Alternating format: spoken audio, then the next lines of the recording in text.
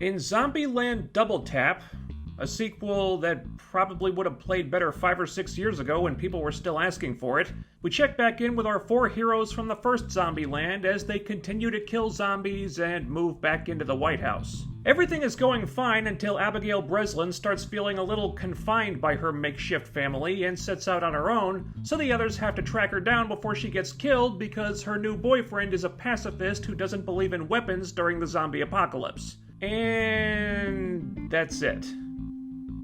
That's the movie.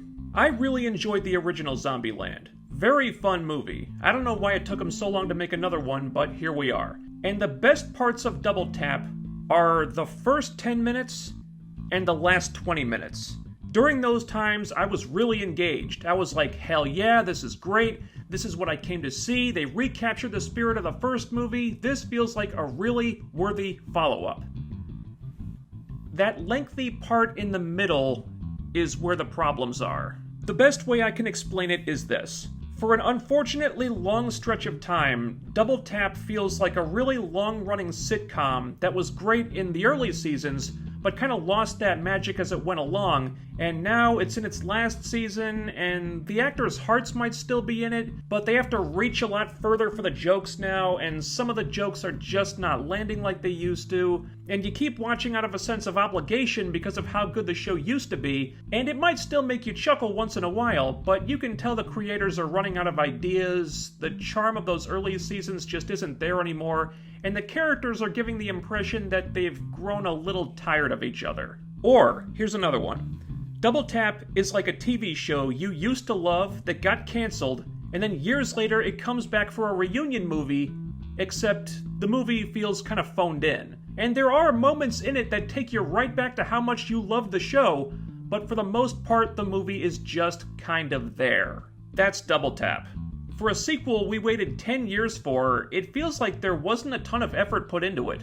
The cast is as good as ever, but the material they have to work with just doesn't feel as fresh as it was in the first one. The result being that the cast have to work harder to generate those laughs. Woody Harrelson in particular has to work a little too hard in some scenes. And when you can see how hard the actors are trying to make a script funny, that might be a sign that the script is just not that funny. Also, the story is pretty basic. Jesse Eisenberg and Emma Stone are having relationship problems, the girls are feeling kind of suffocated, Abigail Breslin is post-puberty now, she wants more independence, so she tries to get some and things go badly, and that's pretty much all there is to it.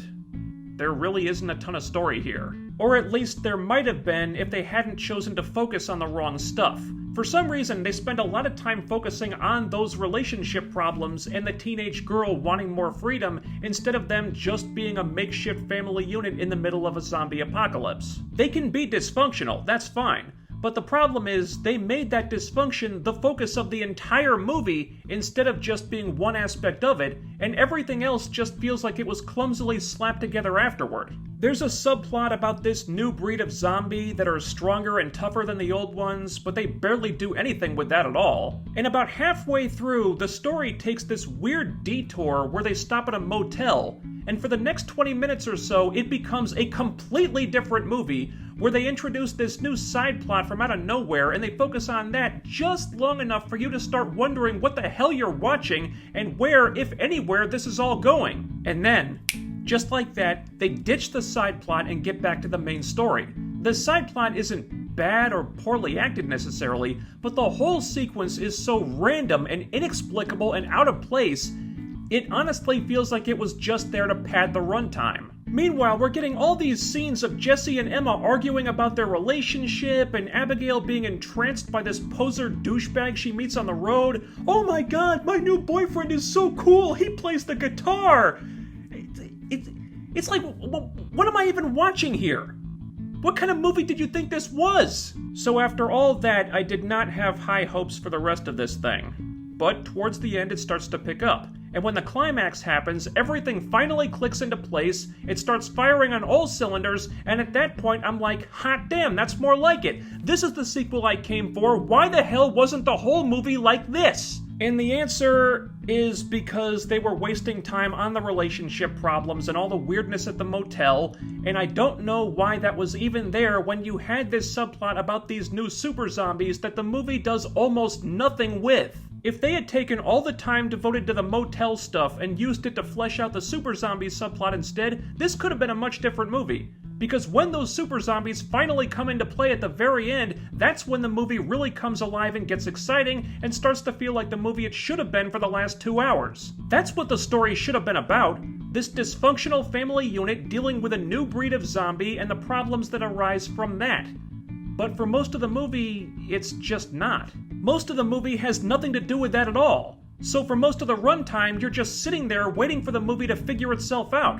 And it does eventually, but not until the climax. And by then, you may have stopped caring. Double Tap is a movie that has its priorities all screwed up. They do make attempts to recapture what made the first one so entertaining, and some of those attempts do work, but a lot of them just feel like the movie is spinning its wheels, trying too hard, and focusing on all the wrong stuff. They do somehow manage to sort all this crap out by the end, so they are at least able to stick the landing, but that doesn't change the fact that for most of the movie, the plane is just stuck on the runway going nowhere. Tell me what you thought of this review in the comments section. Ding that bell icon and follow me on Twitter using the link in the description box right down there so you'll always know when new videos get uploaded. And don't forget to like, share, and subscribe because the YouTube algorithm is like my own personal super zombie. No matter how many times I shoot that bastard in the head, it just keeps coming. Do all the things, and I'll be back soon with more videos. Over. Out.